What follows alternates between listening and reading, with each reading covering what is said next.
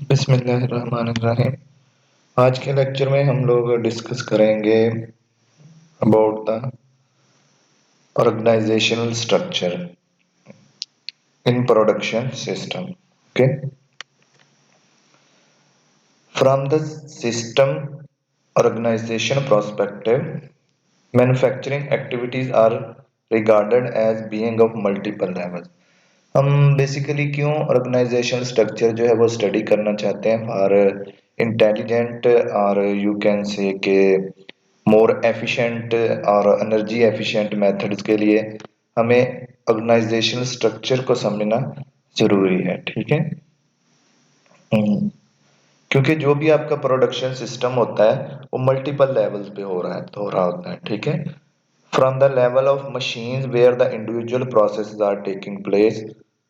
जैसा कि आप अगर मशीन्स हैं डिफरेंट, वहाँ पे आपको एक एक आपका जो कंपोनेंट है वो मैन्युफैक्चर हो रहा है। आपको हर कंपोनेंट को इंडिविजुअली मैनेज करना होता है। फॉर एग्जांपल एक वर्कशॉप है, उसके अंदर मिलिंग ड्रिलिंग सारी मशीन्स हैं, तो आपके ऊपर डिफरेंट वहाँ पे आपके पास यानी कि कह लें कि डिपार्टमेंट से कंपोनेंट आ रहे हैं, आपने उनको मैन्युफैक्चर करना है। ठीक है, तो एक तो विद इन योर लैब जो है आपकी, यानी कि आपकी जो वर्कशॉप है उसके अंदर भी आपने मैनेजमेंट करनी है। ठीक है, where the individual processes are taking place to the level of the whole factory incorporating all the production and maintenance activities। तो आपको पूरी फैक्ट्री जो है उसके प्रोडक्शन सिस्टम, देन उसकी मेंटेनेंस, ठीक है, ये सारी चीजें जो है वो डिफरेंट लेवल्स पे हो रही हैं, इसलिए हमें उसका ऑर्गेनाइजेशनल स्ट्रक्चर जो है उसको समझना पड़ेगा। Even incorporating the activities for a product reaching the end of life its life. Even कि एक प्रोडक्ट है या कोई भी मशीन्स है जो अपनी एंड ऑफ लाइफ तक पहुंच जाती है, उसकी भी को भी कंसीडर करना पड़ेगा फॉर इंटेलिजेंट मैन्युफैक्चरिंग और फॉर यू इंटेलिजेंट को आप इस सेंस में भी कह सकते हैं मोर एनर्जी एफिशिएंट प्रोडक्शन।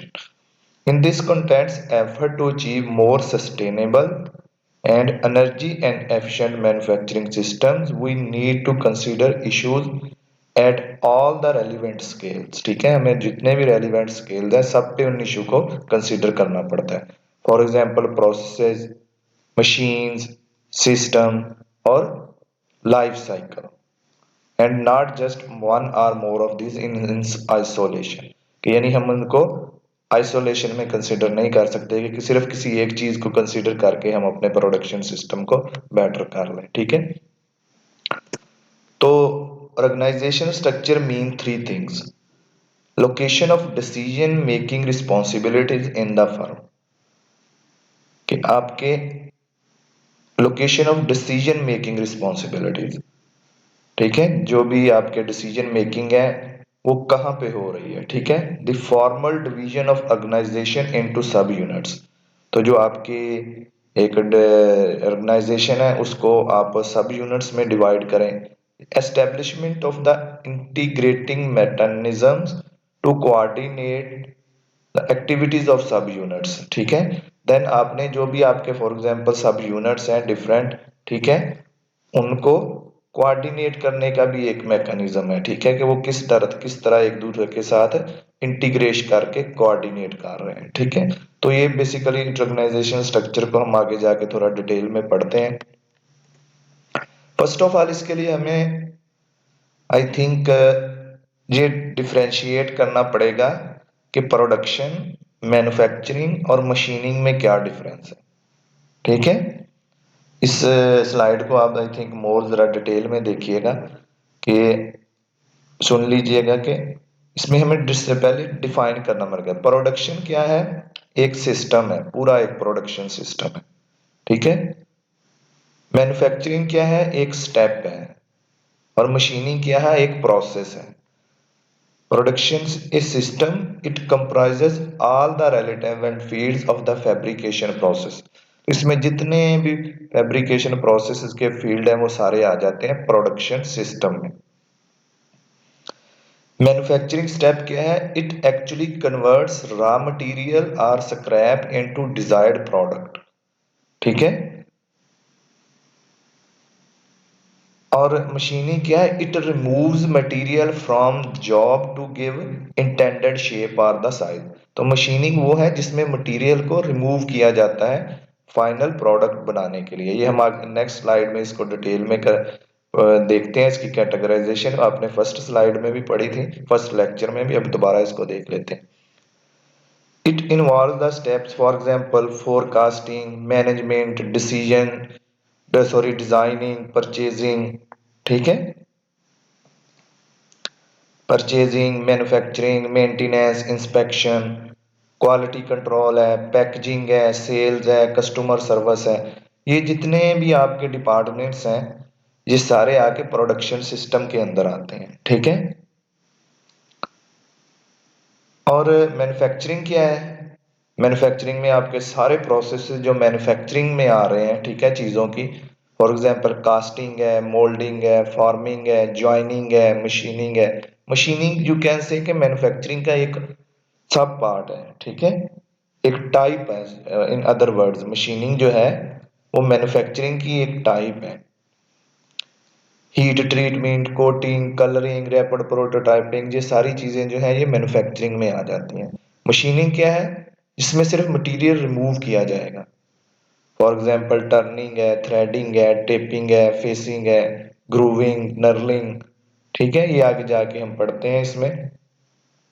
ये आपने मशीनिंग का जो आपको स्लाइड सेंड की थी उसमें आप लोगों ने इसको देखा भी था, ठीक है। ये है आपका एक पूरा प्रोडक्शन सिस्टम। इसमें कास्टिंग भी आ जाएगी, ज्वाइनिंग जिसमें वेल्डिंग, असेंबलिंग ये थी, पाउडर मेटलर्जी, फार्मिंग, ठीक है, और मशीनिंग में आएगा turning, milling, grinding, drilling, etc, ठीक है। ये आपका प्रोडक्शन सिस्टम है, सॉरी मैन्युफैक्चरिंग है, ये सिर्फ मशीनिंग है, और ये जो आपको ये वाला पार्ट सारा नजर आ रहा है दैट इज यू कैन से योर प्रोडक्शन सिस्टम, ओके। तो इसमें इनकी कैरेक्टराइजेशन आपने जो हमारा फर्स्ट लेक्चर था उसमें भी हमने देखी थी, ठीक है। ये है मैन्युफैक्चरिंग प्रोसेस, ठीक है। मैन्युफैक्चरिंग प्रोसेस को पहले हम देखते हैं। मैन्युफैक्चरिंग के आगे दो टाइप्स भी हमने पढ़ी थी, प्रोसेसिंग ऑपरेशन और असेंबली ऑपरेशन, ठीक है। Processing operation transform the work from one state of completion to a more advance state, ठीक है। तो इसमें आपके शेपिंग प्रोसेस थे जिसमें solidification, particulate deformation, metal removal, ठीक है, प्रॉपर्टी इनहांस थे, हीट ट्रीटमेंट, ठीक है, सर्फिसिंग ऑपरेशन थे, क्लीनिंग हो गया, कोटिंग हो गया, और देन आपके असेंबली ऑपरेशन है, असेंबली में परमानेंट ज्वाइनिंग प्रोसेस हो गया, मैकेनिकल फास्टनिंग होगी, परमानेंट में वेल्डिंग, ब्रेजिंग, एडहेसिव यानी कि ग्लूज वगैरह यूज करके, ठीक है। और मैकेनिकल फास्टनिंग में होते हैं थ्रेड्स, फास्टनर वगैरह जो यूज करते हैं हम, नट बोल्ट्स वगैरह, परमानेंट फास्टनिंग मेथड्स, ठीक है। इसको रिवर्स कहा जाता है, ठीक है, परमानेंट में रिवर्स यूज हम करते हैं, लेकिन ये रिवर्स भी जो है सेमी परमानेंट होते हैं, ठीक है, ये परमानेंट नहीं है, सेमी परमानेंट है, ठीक है, ओके।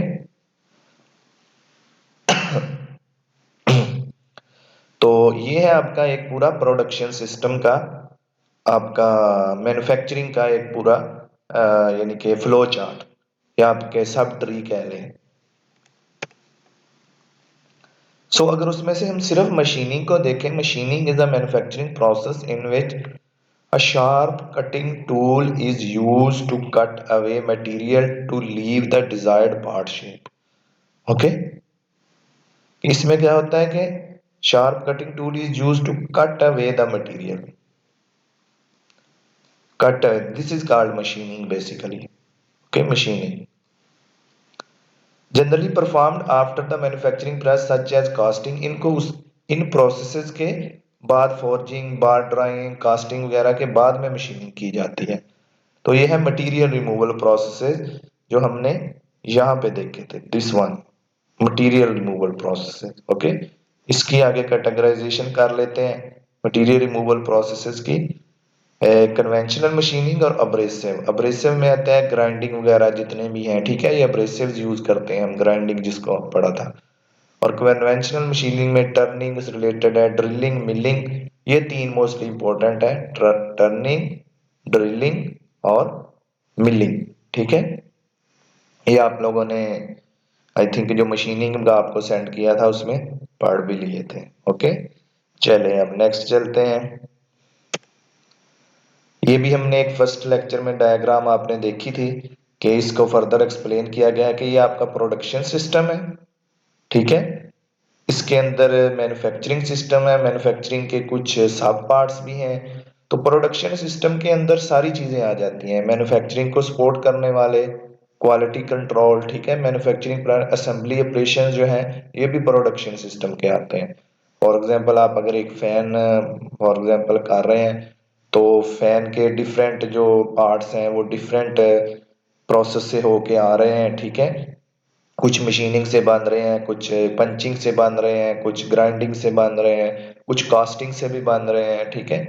तो वो सारे आके मैन्युफैक्चरिंग सिस्टम में आ जाते हैं। मैन्युफैक्चरिंग सिस्टम में देन फिर असेंबल होके भी जाते हैं, ठीक है। असेंबल होके वो दोबारा मैन्युफैक्चरिंग में भी जाएंगे। तो ये सारा जितना सिस्टम है इसको हम कहते हैं प्रोडक्शन सिस्टम्स, ठीक है। तो फिनिश प्रोडक्ट ये फैसिलिटीज भी साथ देनी है, ठीक है। सपोर्टिव सिस्टम्स भी हैं। ओके, तो इंजीनियरिंग मटेरियल इसकी इनपुट होती है तो फिनिश प्रोडक्ट आपकी आपको मिल जाती है। तो इसमें दो तरह के आप हमारे पास ऑर्गेनाइजेशन इसको की जा सकती हैं, ठीक है। अब हम इसको यानी कि बेसिक्स हमने प्रोडक्शन की पढ़ ली, अब हम इसको लार्ज लेवल पे उस प्रोस्पेक्टिव से देखेंगे कि किस तरह इसकी डिसीजन मेकिंग की जा सकती है। Centralisation is the concentration of decision making authority at a high level in a management hierarchy। तो इसमें क्या होता है कि आपकी डिसीजन मेकिंग जो है हाई लेवल मैनेजमेंट पे होती है, ठीक है। Decentralisation vests decision making authority in lower level manager, यानी कि मल्टीपल लेवल्स पे लोअर लेवल पे भी उनकी डिसीजन मेकिंग होती है। इसलिए दो कंसेप्ट है, सेंट्रलाइजेशन और डिसेंट्रलाइजेशन।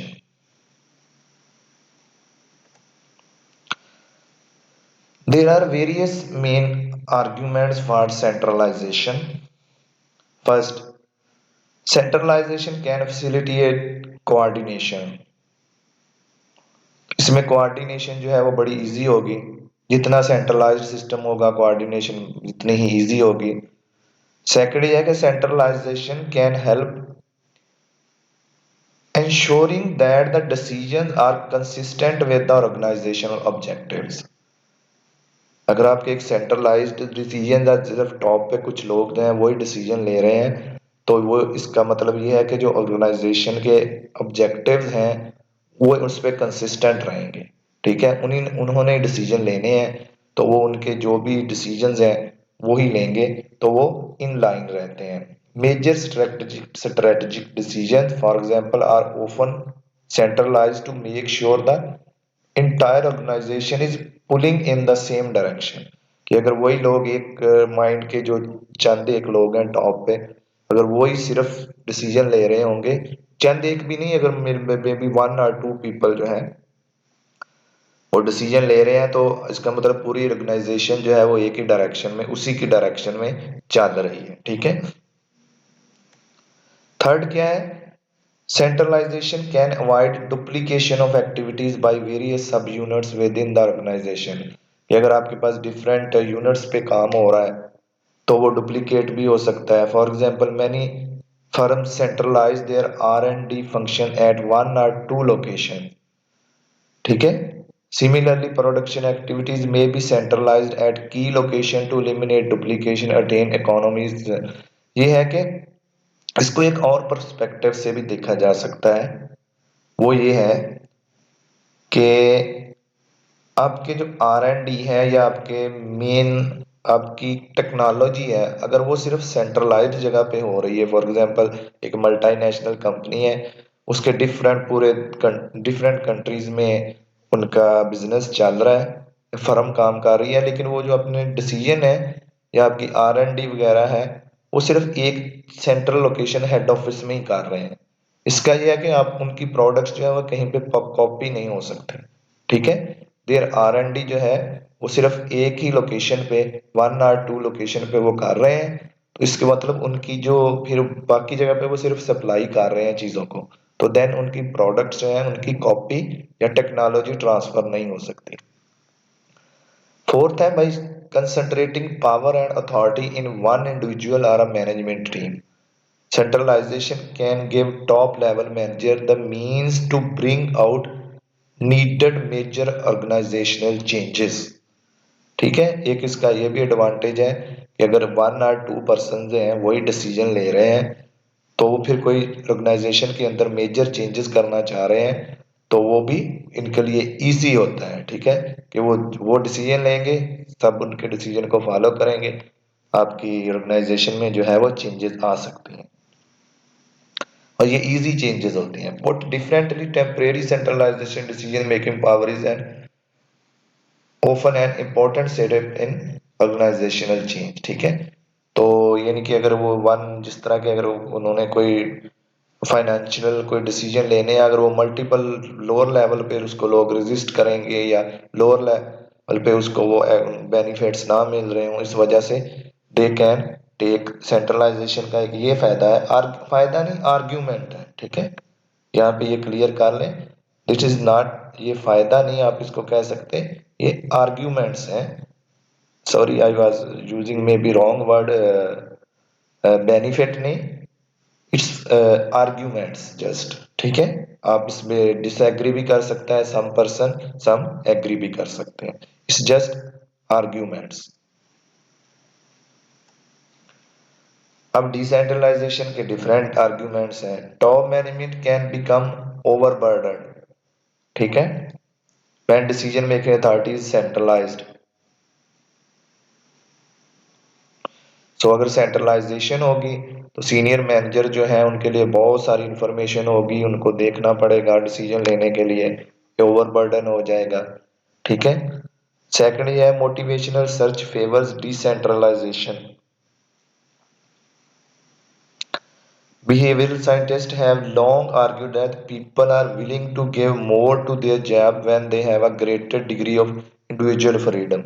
ये तो एक साइकोलॉजी का लगा एक सिंपल सा कॉन्सेप्ट है कि अगर वो सेंट्रलाइज्ड हो तो एवरीवन, कोई भी नहीं चाहता कि ये सेंट्रलाइज्ड हो, हर एक को, हर बंदा चाहता है कि उसको इंडिविजुअल फ्रीडम मिले, वो कोई डिसीजन अपना कंट्रोल के लिए। ये तो आपने अक्सर देखा ही होगा कि अब अगर आप किसी बंदे को कंट्रोल करने की कोशिश करें कि नहीं भाई ऐसे काम कर या ऐसे काम कर, तो वो अब हर बंदा चाहता है कि वो अपने काम में को कंट्रोल खुद कर रहा हो। ये आपने अक्सर एक्सपीरियंस भी, स्पेशली सब एशियन कंट्रीज में तो ये होता ही है कि वो लोग कहते हैं कि भाई नहीं, जो मैं काम कर रहा हूँ मुझे करने दो, मुझे कोई टोके ना इसमें। अगर इसको आप अपनी ऑर्गेनाइजेशन में भी देख लें।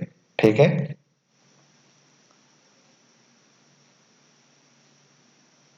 एक आइडिया भी है ना, if you give employ more responsibility for their jobs they will work harder.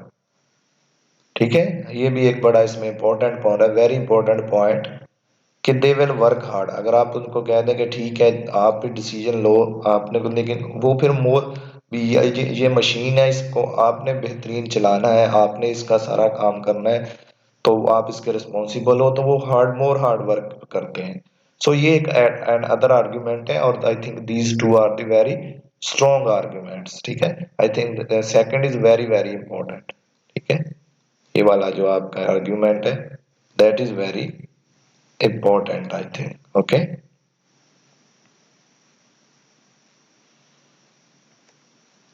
third one, decentralization permits greater flexibility। Decentralisation जो है वो बहुत ज्यादा फ्लेक्सिबिलिटी भी आ सकती है इसमें। More rapid responses to the environmental changes in a centralised firm, the need to refer decision up the hierarchy for approval can significantly slow. यानी कि यही है कि अगर आपका सेंट्रलाइज्ड हो तो वो स्लो डिसीजन होगा, लेकिन अगर डिसेंट्रलाइजेशन हो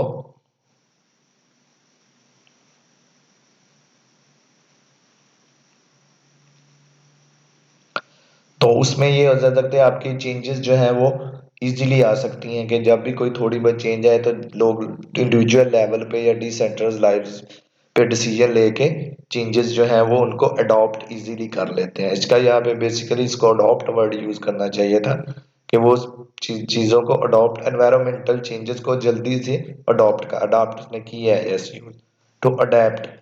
ठीक है, अडॉप्ट जो है उसको जल्दी कर लेंगे।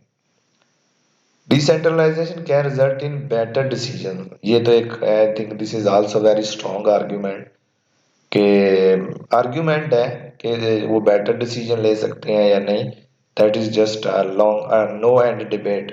Okay, in a decentralised structure decision are made closer to the spot by individual who, तो ये है कि बिल्कुल एट द स्पॉट डिसीजन लिए जा सकते हैं। ठीक है, फॉर एग्जांपल अगर एक मशीन शॉप में, ये भी एक आर्ग्यूमेंट है, इफ अ पर्सन जो खुद एक मशीन शॉप के अंदर एक प्रोडक्ट बना रहा है या एक पार्ट बना रहा है, वो शायद बेहतर डिसीजन ले सकता है एक टॉप पे बैठे मैनेजर से। So closer to the spot, ठीक है, बाय इंडिविजुअल्स, इंडिविजुअल जो है वो closer to the spot, on the spot वो डिसीजन ले सकते हैं देन द मैनेजर। ठीक है, मैनेजर वगैरह से वो बेटर डिसीजन ले सकते हैं। Okay, in a decentralization process, I think decentralization centralization both have their own arguments, so that is a no end debate actually। चलिए फिफ्थ भी है एक, डिसेंट्रलाइजेशन कैन इंक्रीज कंट्रोल, ये आई थिंक उसने, I think may be इसमें argument I don't so much agree with this one because this is a no end debate. Decentralization can establish relatively autonomous, self-contained sub-units within an organization। I think decentralization can decrease the control basically, लेकिन इसका कोई अपना point of view, autonomous sub-units has all the resources and decision-making power required to run its organization daily। Manager of autonomous sub-units can be held accountable for the unit performance. ठीक है, ये कुछ kind of इस तरह कह रहा है कि आप जो भी आपके सब पार्ट्स हैं उनको ऑटोनोमस बना दें कि वो जस्ट डिसीजन अपने लें। ओके, और अपने डिसीजन लेके लोगों को कंट्रोल कर सके। ठीक है, फॉर एग्जांपल एक यूनिवर्सिटी का जिस तरह एक चेयरमैन है या वाइस चांसलर है, या आप ऑर्गेनाइजेशन में कह दें एक मैनेजर है, उसको फुल कंट्रोल दिया हुआ है कि you can control every your workers, and then वो बंदा जस्ट अकाउंटेबल होगा मैनेजर लेवल के ऊपर की तरफ। ठीक है, तो ये इसके बारे में आर्गुमेंट दे रहा है। Choice between centralized, that is I think everybody, every company, every organization, they have their own choice, it's not absolute। okay, इसका कोई देन ये डिसीजन जो है वो कि आपने सेंट्रलाइज करनी है या डिसेंट्रलाइज करनी है, एक मेक सेंस। ठीक है, ये आपकी ऑर्गेनाइजेशन डिसाइड करेगी। Frequently it makes sense to centralise some decision and decentralise other, कुछ को आप सेंट्रलाइज कर दें depending on the type of decision and firm strategy. In no end debate है और इट्स नॉट एब्सोल्यूट। हाँ, कुछ सर्कमस्टेंसेस पे भी डिपेंड कर सकता है कि आप कौन कौन से सर्कमस्टेंसेस चल रहे हैं। ठीक है, और उनमें आपने सेंट्रलाइजेशन करनी है या डिसेंट्रलाइजेशन करनी है, all these things basically come through the experience. ठीक है, यही होता है आपके प्रोजेक्ट मैनेजमेंट में, या आपके जो मैनेजर्स हैं as they have some experience, तो यही एक्सपीरियंस के साथ ही ये सब चीजें जो होती हैं वो आती हैं। ठीक है, चलिए हम कुछ आगे पढ़ लेते हैं different types of organisation structure. First है tall versus flat hierarchy. Tall है, ठीक है, इसमें मल्टीपल लेवल्स हैं, लेवल्स बहुत ज्यादा है। Tall hierarchy has many layers and narrow spans of control. Okay, इसमें बहुत ज्यादा लेवल्स बहुत ज्यादा होंगे। ठीक है, लेकिन कंट्रोल जो है वो थोड़ा थोड़ा यानी कि होगा। लेकिन फ्लैट में क्या होगा, लेवल्स कम है। ठीक है, फॉर एग्जांपल वर्कर डिप्लोमा में भी यू कैन से के डिवीजन मैनेजर, मैनेजर सीईओ, और इसमें आपके वर्कर हाई हेड वर्कर, ठीक है, supervisor, junior manager, senior manager, division manager. ठीक है, इस तरह के आपके फ्लैट टॉल जो आपका है। ठीक है, और जहाँ पे आपका एंड पे सीईओ आएगा। ओके, तो मे बी, और यहाँ पे आपका ये सीईओ है। ठीक है, ओके, तो ये भी डिपेंड करता है कि आपने किस टाइप का ऑर्गेनाइजेशन स्ट्रक्चर जो है वो फ्लैट हायरार्की चेंज करनी है, चूज करनी है, या टॉल हायरार्की। ठीक है। सेवरल problems can occur, अब इसमें भी डिबेट्स हैं। Tall hierarchies that may result in lower organisational efficiency, tall में ये है कि मे बी लोअर एफिशिएंसी हो, ठीक है, and effectiveness. First, there is a tendency for information to get accidentally distorted as it passes through layers in a hierarchy. इसमें information जो है एक्सीडेंटली डिस्टॉर्ट हो सकती है कि ऊपर से नीचे आते आते इंफॉर्मेशन जो है वो ही डिस्टॉर्टेड हो जाए। सेकंड ये है कि there is also a problem of deliberate distortion. एक तो है एक्सीडेंटली इंफॉर्मेशन जो है वो डिस्टॉर्ट हो गई, एक है डेलिब्रेटली कि जानबूझ के आप जो टॉप से आपकी इंफॉर्मेशन आ रही है वो उसको चेंज कर दें, ठीक है, उसको डिस्टॉर्ट कर दें। Mid level manager who are trying to curry favor with their supervisors or pursue some agenda of their own. Very clear and I think practical approach में उसने लिखा हुआ है इसको कि उसके they have their own agenda are trying to curry favour, या अपने आप के फॉर एग्जांपल इंफॉर्मेशन आ रही है ऊपर से या बिलो से जो इंफॉर्मेशन जा रही है वो जस्ट अपने मैनेजर को खुश करने के लिए या कुछ फेवर लेने के लिए या कुछ अपना एजेंडा हो, उसको डेलिबरेटली इंफॉर्मेशन को जो है वो डिस्टॉर्टेड कर दें। ठीक है, that is also a problem with the tall hierarchy. Third क्या है, is that they are expensive. Definitely जितनी ज्यादा होंगी उतने ही वो एक्सपेंसिव होगी, मल्टीपल लेयर्स होंगी, मल्टीपल बेनिफिट्स होंगे, वर्कर, हेड वर्कर, सुपरवाइजर है, senior supervisor, manager, junior manager, ठीक है, आगे सीईओ, डायरेक्टर, ठीक है। तो इस तरह करते करते आपको हर लेवल पे सैलरीज देनी पड़ रही हैं, बेनिफिट्स दे रहे हैं, अब बेनिफिट्स भी मल्टीपल लेवल्स के होंगे, तो इस वजह से ये भी प्रॉब्लम आ सकती है, it can be expensive. Final problem concern inertia with a tall hierarchy. Organizations are inherently inert, they are difficult to change. Okay? In tall hierarchy, there is more turf, more centers of power and influence, and thus more voices argument. कि जैसे ही आपके multiple levels होंगे तो for example अगर आपका एक CEO है, manager है और वर्कर्स हैं, देन चेंज लाना या कोई डिसीजन लेना इजी है। लेकिन अगर आपके पास मल्टीपल लेवल्स में चीजें आ रही हैं तो किसी भी लेवल पे आके they can centre of power they influence कर सकते हैं और more voices argument against the change. ठीक है, there can be more voices आ सकती हैं अगेंस्ट द चेंज और वो अपने इन्फ्लुएंस भी यूज कर सकते हैं। ठीक है, so the star tend to slow the change. अगर आपने कोई चेंज लानी है देन आपको tall hierarchy that will not be beneficial. तो डी लेयरिंग, तो इसमें ये भी हो सकता है, इसका सोल्यूशन क्या है कि डी लेयरिंग कर दे, reducing the size of a hierarchy. Okay, delayering करके उसके साइज को कम कर दें।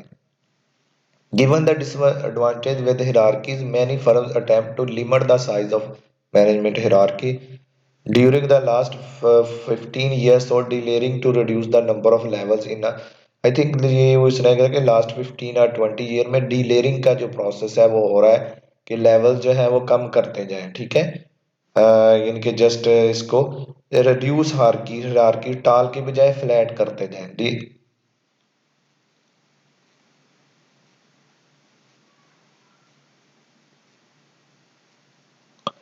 Delayering is based on the assumption that when times are good, firms tend to expand their management hierarchies beyond the point of efficiency. The bureaucratic inefficiency associated with the tall hierarchy becomes evident. इसमें definitely अगर for example एक आपका minister है, फिर secretary है, ठीक है, then CEO है, फिर वो भी इसमें ब्यूरोक्रेटिक इनएफिशिएंसीज भी इसमें आ जाती हैं। ठीक है, डी लेयर, तो इस वजह से भी वो यानी कि ये एक है कंसेप्ट के इसको डी लेयर कर दिया जाए ताकि आपके जो इन ब्यूरोक्रेटिक इन्फ्लुएंसेस हैं वो कम इन्फ्लुएंसेस या इनएफिशिएंसीज को कम किया जाए। Delayering and subzonal widening span of control, widening span of control के जो आपके मैंने उनका जो स्पैन है उसको कंट्रोल लेवल जो है उनका बढ़ा दिया जाए। Is also seen as a way of enforcing greater decentralisation with the organisation and reaping the associated efficiency gains. ठीक है, तो आपके जो है वो इसलिए जो आई थिंक जो फ्लैट हिरार्की है दैट सीम्स मच बेटर, ठीक है, देन द टॉल हिरार्की। ठीक है, तो ये इसके ये भी यू में से सम आर्ग्यूमेंट्स ही हैं, नॉट अ फाइनल डिसीजन। ठीक है, चलिए यहाँ तक आपका लेक्चर है, तो हम थोड़ी इसके बाद अगला लेक्चर जो है वो आपको इसके बाद दे देंगे। ठीक है।